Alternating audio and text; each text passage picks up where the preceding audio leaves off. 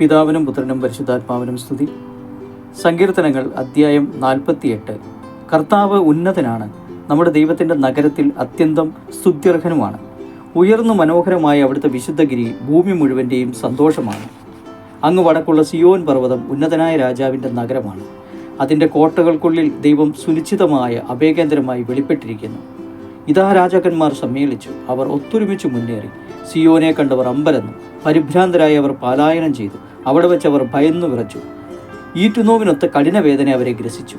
കിഴക്കൻ കാറ്റിൽപ്പെട്ട താർഷീഷ് കപ്പലുകളെ പോലെ അവർ തകരുന്നു. നാം കേട്ടതുപോലെ തന്നെ സൈന്യങ്ങളുടെ കർത്താവിൻ്റെ നഗരത്തിൽ നാം കണ്ടു. ദൈവം എന്നേക്കുമായി സ്ഥാപിച്ചിരിക്കുന്ന അവിടുത്തെ നഗരത്തിൽ തന്നെ. ദൈവമേ, അങ്ങയുടെ ആലയത്തിൽ ഞങ്ങൾ അങ്ങയുടെ കാരുണ്യം ധ്യാനിച്ചു. ദൈവമേ, അങ്ങയുടെ നാമം എന്നപോലെ തന്നെ അങ്ങയുടെ സ്തുതികളും ഭൂമിയുടെ അതിരുകളോളം എത്തുന്നു. അവിടുത്തെ വലങ്കൈ വിജയം കൊണ്ട് നിറഞ്ഞിരിക്കുന്നു. സിയോൻ മല സന്തോഷിക്കട്ടെ. അങ്ങയുടെ ന്യായവിധികൾ മൂലം യൂദായുടെ പുത്രിമാർ ആഹ്ലാദിക്കട്ടെ. സിയോന് ചുറ്റും സഞ്ചരിക്കുവിൻ, അതിനെ പ്രദക്ഷിണം വയ്ക്കുവിൻ. അതിൻ്റെ ഗോപുരങ്ങൾ എണ്ണുവിൻ, അതിൻ്റെ കൊത്തളങ്ങൾ ശ്രദ്ധിക്കുകയും കോട്ടകൾ നടന്നു കാണുകയും ചെയ്യുവിൻ.